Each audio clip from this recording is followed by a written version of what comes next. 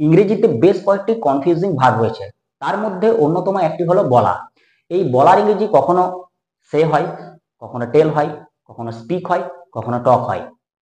তাহলে একটা শব্দের মানে যদি এতগুলো হয়, তাহলে এগুলোকে ব্যবহার করতে গেলে আমাদেরকে তো সমস্যায় পড়তেই হবে, বা আমাদের কনফিউজিং আসবে যে কখন কাকে ব্যবহার করা হয়, বা আমরা অজান্তেই ভুল করে যেখানে খুশি যাকে তাকে ব্যবহার করে ফেলি। তাহলে কোথায় কোথায় এই ভার্বগুলোকে আমরা যথাযথভাবে ব্যবহার করতে পারি বা কোথায় কোথায় ব্যবহার করা উচিত, সেটাই এই ক্লাসের মাধ্যমে আমরা ডিসকাস করতে চলেছি। চলো আমরা প্রথমেই সে আর টেল এই দুটো ভার্বকে কোথায় এবং কখন ব্যবহার করতে পারি সেটা নিয়ে বেসিক কনসেপ্টটা ক্লিয়ার করে ফেলি। তো এই সে ভার্বটা basically used for express thoughts, opinions or suggestions. কোনো চিন্তা ভাবনা, কোনো মতামত, কোনো প্রস্তাব, এই সমস্ত কিছু যখন আমরা প্রকাশ করতে চাই, সেই ক্ষেত্রে আমরা সে ভার্বটা ব্যবহার করতে পারি। কি রকম চলো দেখে নিই। she says that she is ill। সে বলল যে সে হয় অসুস্থ। এটাতে দেখো কি করছে, সে তার চিন্তা ভাবনাটা প্রকাশ করছে, কোনো কিছু একটা প্রকাশ করছে। তাহলে সেক্ষেত্রে আমরা কি ব্যবহার করতে পারি? ভার্ব বলা অর্থে সে ব্যবহার করতে পারি।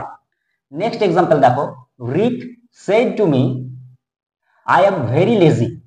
রিক আমাকে বলেছিল আমি নাকি খুবই অলস। তাহলে এটা কি দিচ্ছে? সে তার একটা মতামত দিচ্ছে। রিক আমাকে একটা মতামত দিচ্ছে। তাহলে কোনো ওপিনিয়ন্স জানানোর ক্ষেত্রে আমরা সবসময় সে ভার্ব ব্যবহার করব। সেরই সেকেন্ড ফর্ম হচ্ছে সেড। কোনো সাজেশন কি রকম? Teacher says to the students that always obey your elders. এই টিচার কি করছে? তার স্টুডেন্টদেরকে একটা প্রস্তাব দিচ্ছে। কি প্রস্তাব দিচ্ছে? যে অলওয়েজ ওবে ইওর এল্ডার্স, সর্বদাই বা সবসময় কি করবে? সর্বদাই তোমার বড়দেরকে মান্য করে চলবে। তাহলে কোন সাজেশন দেওয়ার ক্ষেত্রে আমরা কি ব্যবহার করব? সেজ ব্যবহার করব। এবার নেক্সট চলে আসি টেল ভার্বে। তো verb tell is basically used for instruction and information. কোন ইনস্ট্রাকশন অর্থাৎ কোন নির্দেশ দান বা কোন তথ্য প্রদান যদি করতে চাই, সেই ক্ষেত্রে আমরা টেল ভার্ব ব্যবহার করব। কি রকম? Mother tells her child. মা তার শিশুকে বলে, কি বলে? To be careful, to be very careful, খুবই কেয়ারফুল থাকার একটা নির্দেশ দান করছে। সেই ক্ষেত্রে আমরা কি ব্যবহার করব? টেলস ব্যবহার করব।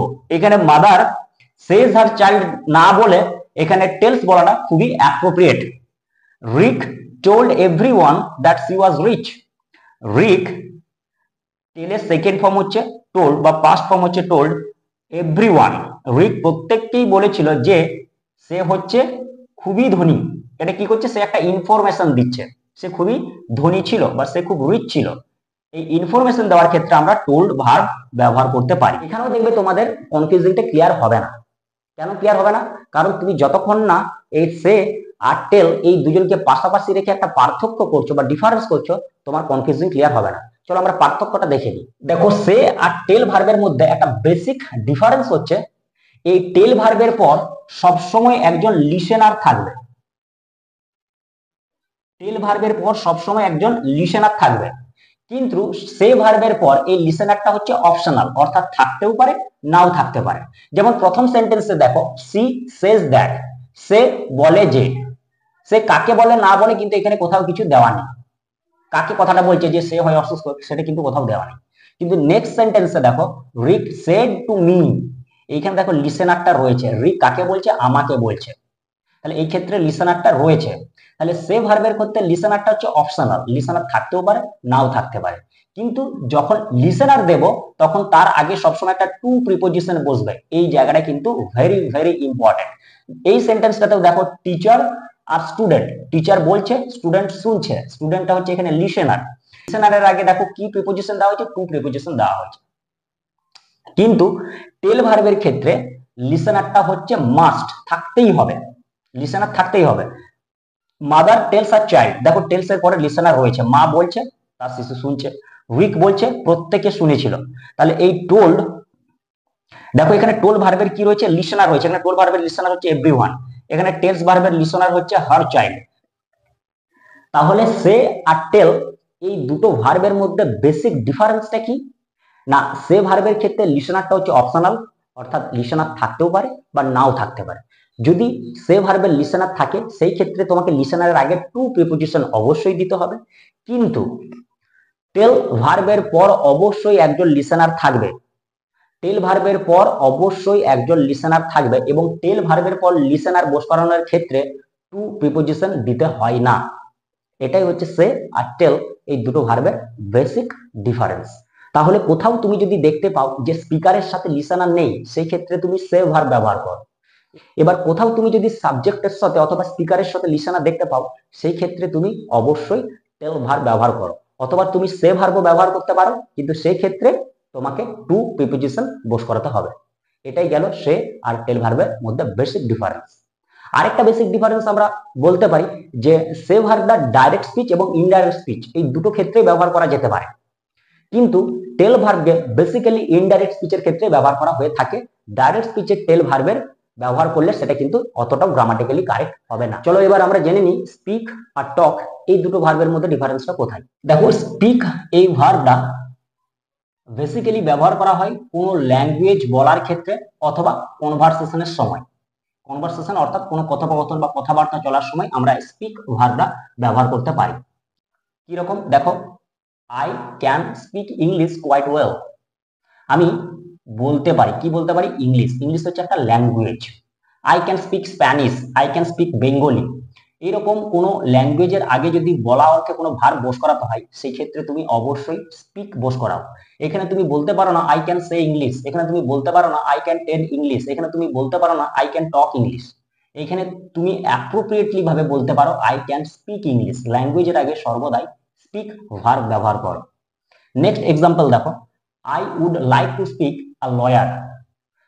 এইখানে একটা কনভারসেশন হবে কার মধ্যে? আমার মধ্যে এবং লয়ারের মধ্যে। তাহলে সেই ক্ষেত্রে তুমি কি ব্যবহার করতে পারো? তুমি স্পিক ভার্ব ব্যবহার করতে পারো। এই ক্ষেত্রে তুমি I would like to say a lawyer বা এই ক্ষেত্রে I would like to tell a lawyer তুমি ব্যবহার করতে পারো না। এই ক্ষেত্রে তোমাকে স্পিক ব্যবহার করতে হবে। নেক্সট টক ভার্ব দেখো।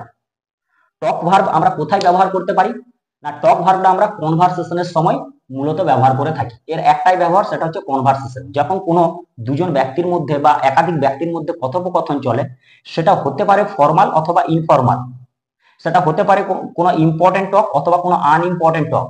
দুটো ক্ষেত্রেই তুমি টক ব্যবহার করতে পারো, কিন্তু আই সাজেস্ট তোমরা সর্বদা কোনো ইনফর্মাল কনভারসেশন চলছে সেই ক্ষেত্রে টক ব্যবহার করো। যখন কোনো ফর্মাল কনভারসেশন চলছে সেই ক্ষেত্রে স্পিক ব্যবহার করো। কি রকম?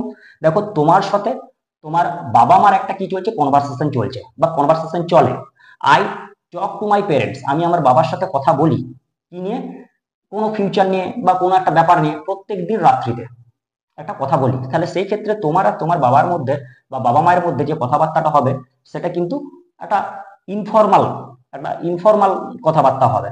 কিন্তু যখন কোনো মোর ইম্পর্টেন্ট বা কোনো মোর স্পেসিফিক কনভারসেশন চলবে, যেমন একজন লয়ারের সাথে বা একজন উকিলের সাথে বা কোনো একজন প্রফেসরের সাথে বা কোনো একজন প্রিন্সিপালের সাথে বা কোনো একজন হাই র্যাঙ্কের মানুষের সাথে যে কনভারসেশনটা চলবে, সেটা সবসময় কি হবে?